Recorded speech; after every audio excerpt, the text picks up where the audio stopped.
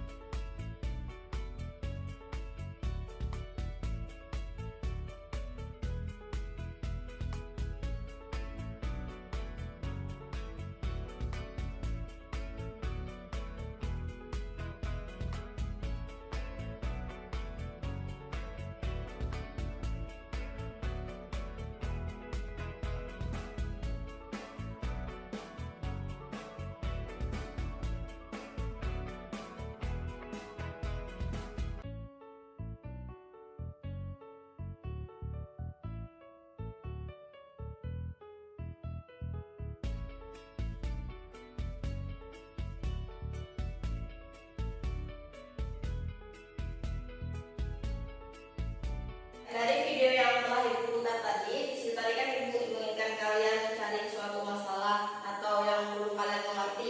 Nah, di situ ada yang ingin ditanyakan dari kalian. Ya, Agustin terlebih dahulu.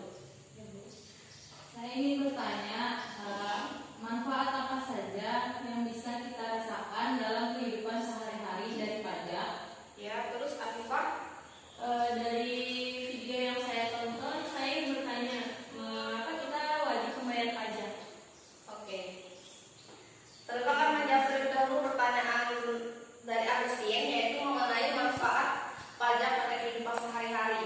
Ya, jelas ya, pajak itu memiliki banyak manfaat bagi kehidupan kita sehari-hari. Misalkan kita kalau kita membayar pajak, nanti pajaknya itu akan masuk ke dalam kas negara. Nah, dari kas negara itu nanti negara yang akan mengelola uang dari pajak tersebut. Misalkan yang dapat kita rasakan manfaatnya dari uang pajak tersebut akan dihasilkan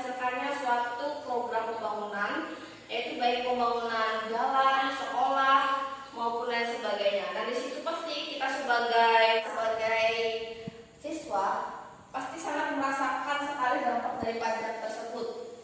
Nah, kalau kita bersekolah di negeri, pastikan sebuah sekolah itu akan dibangun atau dibiayai dari hasil pajak tersebut oleh pemerintah. Nah, di situ kita akan mendapatkan banyak manfaat sekali. Kita bisa sekolah, menimba ilmu, dan lain sebagainya. Dan prasarana dan sarana yang mendukung itu termasuk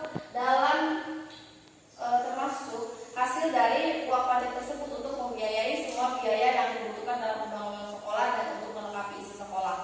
Nah, itu salah satu contoh yang dapat kita menikmati di program pendidikan. Kalau misalkan dalam kehidupan sehari-hari, pastinya ada yang namanya itu pembangunan jalan. Nah, dari jalan itu akan dibangun sebuah infrastruktur yang memadai yang nantinya dapat kita gunakan secara umum. Yaitu tidak hanya satu dua orang saja yang dapat menggunakan infrastruktur tersebut, namun melainkan banyak sekali orang-orang yang akan merasakan manfaat dari infrastruktur yang dibangun oleh pemerintah melalui anggaran yang didapat dari pajak. Ya, itulah jawaban Ibu mengenai manfaat pajak bagi kehidupan kita sehari-hari. Nah, sekarang Ibu akan menjawab pertanyaan dari Afifah, yaitu mengenai mengapa sih kita wajib membayar pajak. Pajak itu wajib dibayar karena pendapatan negara itu 70%-nya adalah dari pajak. Nah, jadi kalau misalkan kita tidak bayar pajak, bagaimana pendapatan negara itu akan mulai bertambah. Nah, kalau misalkan pendapatan negaranya menurun, bagaimana negara kita akan maju. Nah, di mana kita tahu bahwa kita membayar pajak itu untuk menambah pendapatan negara demi membangun negara kita, misalkan dengan membangun infrastruktur yang lebih memadai, membangun prasarana yang menunjang bagi kehidupan masyarakat, dan pastinya manfaatnya akan masyarakat rasakan meskipun tidak secara langsung timbal baliknya. Nah, Sebelumnya Ibu ingin bertanya, apa ada yang tahu apa sih itu pajak? Ada yang tahu? Nggak ada? Oh ya udah, Ibu langsung jelaskan aja ya. Nah, pajak adalah iuran wajib kepada negara yang terikat oleh orang, individu atau badan yang bersifat memaksa berdasarkan undang-undang dan tidak mendapatkan imbalan secara langsung dan digunakan untuk keperluan negara bagi sebesar-besarnya kemakmuran rakyat. ya, selanjutnya kita memasuki materi yang kedua, yaitu mengenai fungsi pajak. Sebelumnya, ada yang tahu fungsi pajak itu apa aja? Nggak tahu. Nggak tahu?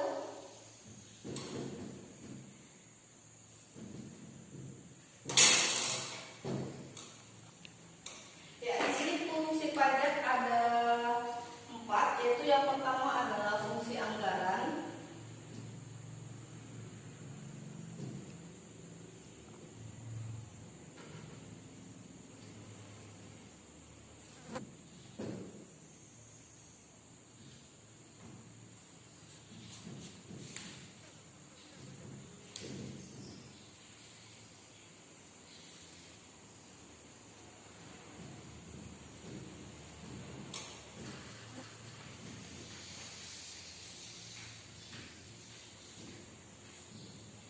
Di sini fungsi pajak ada anggaran, mengatur stabilitas dan distribusi pendapatan. Nah, di sini gua akan menjelaskan terlebih dahulu mengenai anggaran.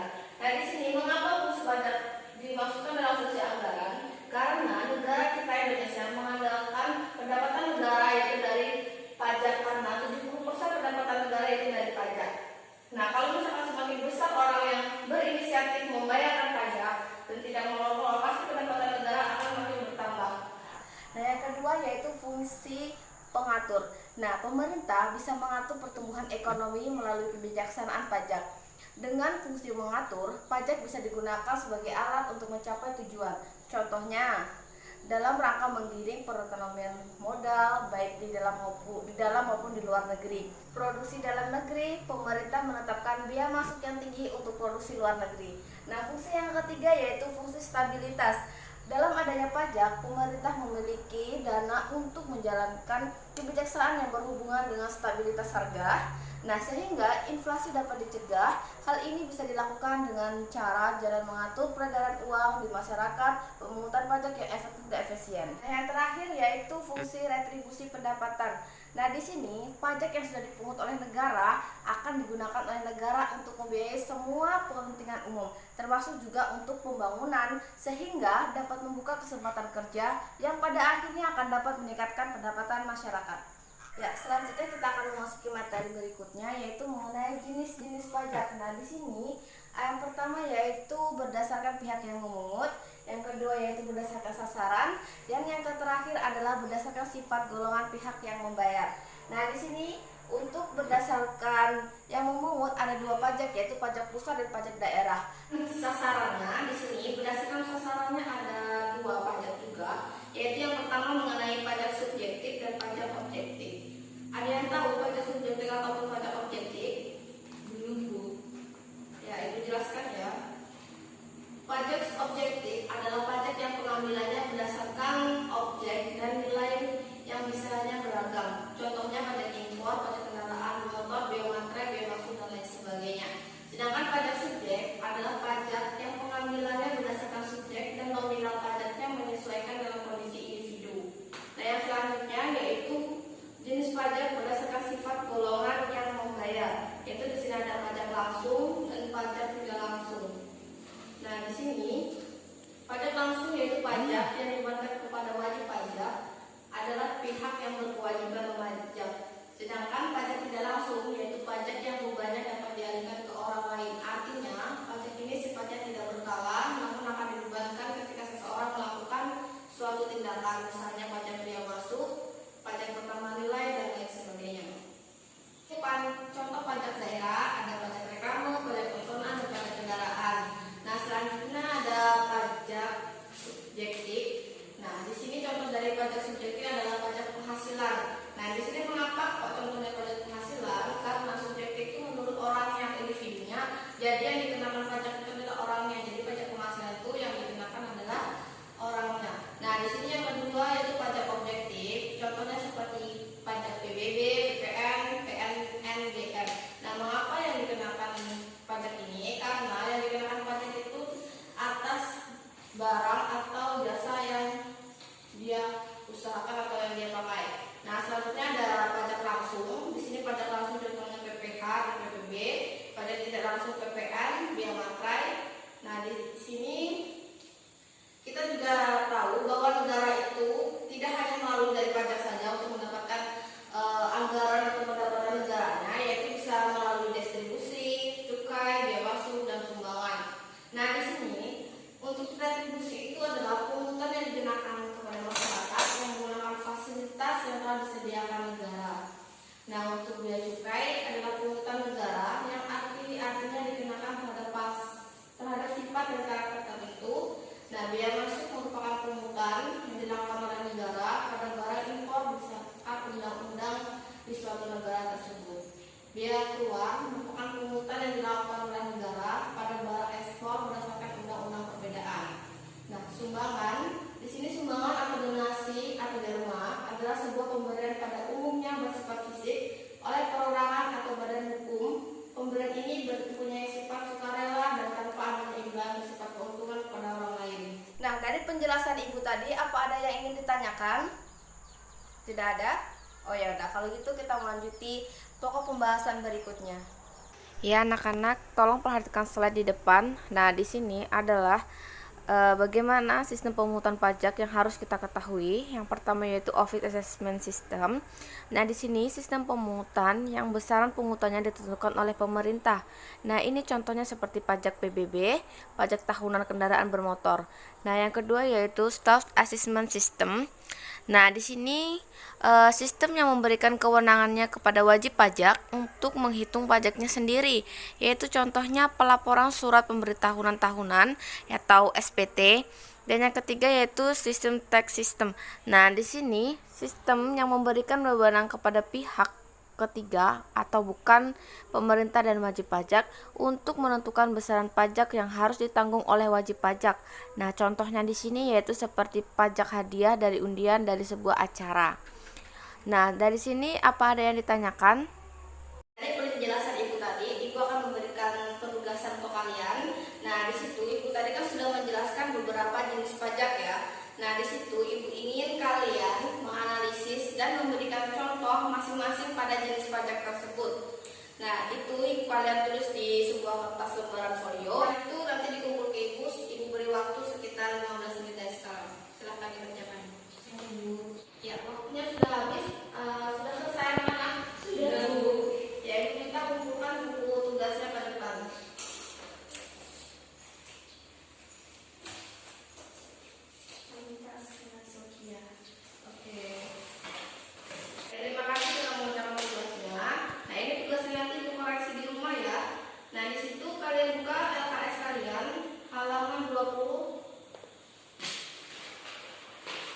Ya sudah ketemu. Sudah, Bu. Nah di situ ada suatu tugas kelompok ya. Nah ibu minta nanti kelompoknya dibagi setelah kalian aja, milih aja kelompoknya siapa sama temennya. Nah itu nanti kalian kerjakan di kertas folio aja sih. Nah itu nanti setelah minggu depan ibu masuk, kalian presentasikan ke depan. Nah itu saja tugasnya dari ibu. Ibu harap kalian mengerjakan